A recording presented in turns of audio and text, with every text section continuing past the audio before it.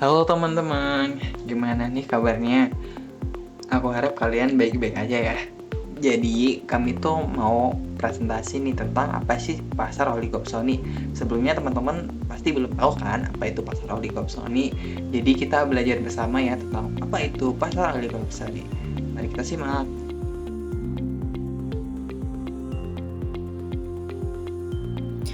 Oke, perkenalkan, nama Indah Rosalia. Di sini saya akan menjelaskan pengertian pasar oligopsoni. Apa sih yang dimaksud pasar oligopsoni itu?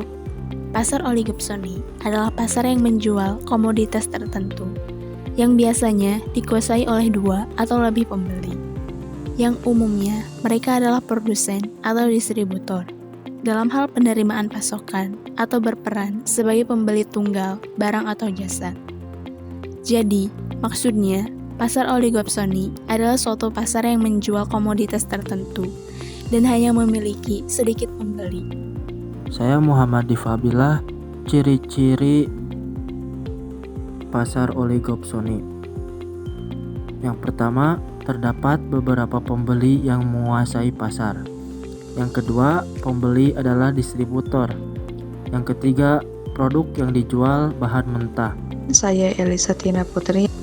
Yang keempat, harga barangnya cenderung stabil. Yang kelima, jenis barang yang diperjualbelikannya sedikit. Yang keenam, pendapatan penjual cenderung merata. Saya Vera Indriani akan menjelaskan tentang contoh pasar oligopsoni pada pasar wortel dan pasar cabai. Para petani dapat menjual hasil panenannya kepada beberapa pembeli. Dalam hal ini adalah seorang pedagang yang ada di sebuah daerahnya. Kemudian, wortel ataupun cabai yang sudah dibeli akan dijual kembali ke kota oleh seorang pedagang tersebut. Artinya, di sini pembeli memiliki peranan yang sangat besar dalam penentuan harga barang yang ada di pasar. Saya Sahal akan melanjutkan tentang contoh pasar oligopsoni. Dalam pasar oligopsoni terdapat beberapa pembeli dan banyak penjual. Contohnya pasar tembakau di sentra tembakau di Jawa, seperti Kabupaten Temanggung, Wonosobo, Kendal, dan Bojonegoro. Untuk produksi rokok, pabrik rokok akan membeli tembakau dari petani tembakau. Lalu ketika rokok sudah jadi, akan dijual kepada pembeli yang disebut distributor. Oleh distributor, nantinya rokok-rokok tersebut akan dijual kembali pada konsumen terakhir. Saya M. Lutfi Misbahuddin akan menjelaskan kelebihan pasar oligopsoni. Yang pertama, di pasar ini hak-hak produsen terlindungi dengan baik, meskipun pembeli berperan sebagai penguasa. Hal ini bisa terpenuhi karena terdapat beberapa pembeli, sehingga ketika penjual merasa dirugikan, maka dia bisa berpindah ke pembeli lainnya. Yang kedua, pembeli tidak bisa bertindak semaunya. Meskipun bisa menentukan harga, pembeli harus menyesuaikan harga dengan barang yang dibeli, agar produsen mau menjual kepadanya.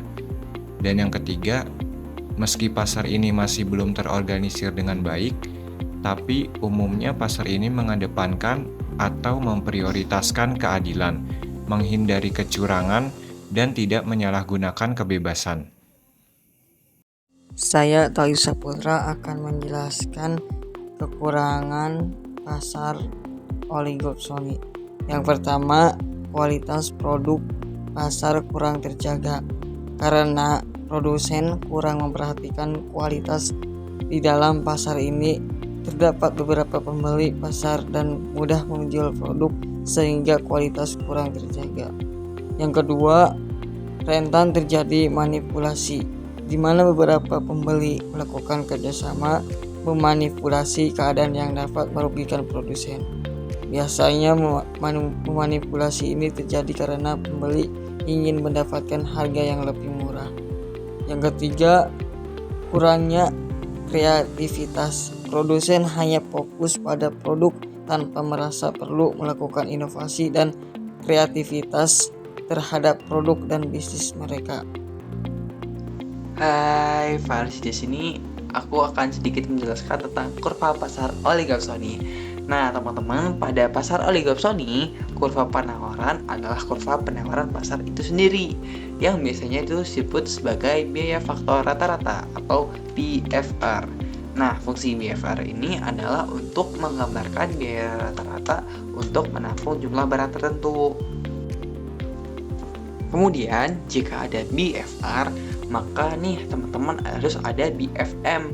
Nah, apa sih itu BFM? BFM adalah biaya faktor marginal yang nilainya tuh lebih besar dari BFR, sehingga kurva BFM tuh terletak di atas kurva BFR. Permintaan pembeli ditunjukkan oleh kurva D. Nah, D itu sama dengan PPM atau produk penerimaan marginal. Teman-teman, aku Hendri Setiawan, izin melanjutkan poin nomor 4. Jumlah barang yang akan dibeli yaitu barang titik ketika kurva BFM berpotongan dengan D atau PPM yaitu pada titik Q. Jadi jumlah barang yang akan dibeli itu tergantung kepada letak perpotongan antara BFM dan D atau permintaan.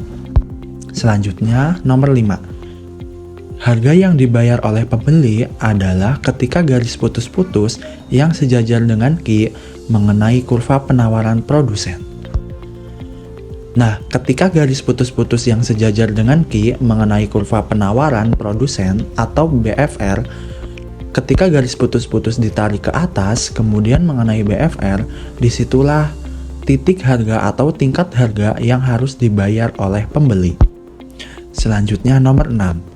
Apabila permintaan keseluruhan adalah hasil pembelian banyak pedagang, maka jumlah barang yang akan dibeli akan meningkat ke titik Q1, yaitu titik perpotongan permintaan dan penawaran. Lalu nomor 7, harga yang terjadi akan meningkat ke titik P2. Terima kasih.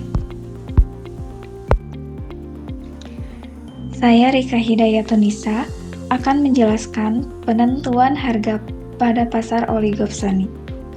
Yang pertama, pasar oligopsoni tidak memiliki keleluasaan untuk menentukan harga suatu produk.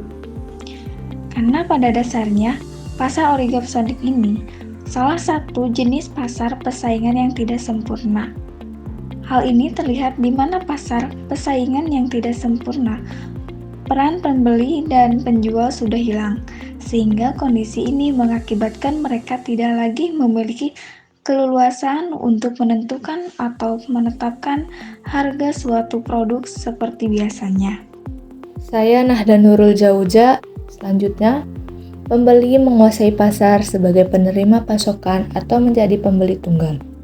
Yang dimana dalam bentuk pasar oligopsoni, pembeli menguasai pasar sebagai penerima pasokan atau bahkan menjadi pembeli tunggal atas barang atau jasa di dalam pasar komoditas. Artinya, pembeli memiliki peranan yang besar dalam menentukan harga barang yang dijual di pasar tersebut. Nah, teman-teman, itu tadi sedikit pemaparan ya tentang pasar oligopsoni yang telah dipaparkan oleh kelompok 6.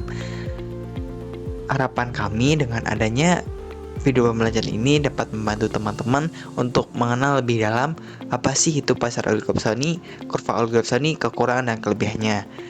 Kemudian saya Adil Faris Jadi sebagai moderator izin pamit undur diri ya teman-teman. Ciao.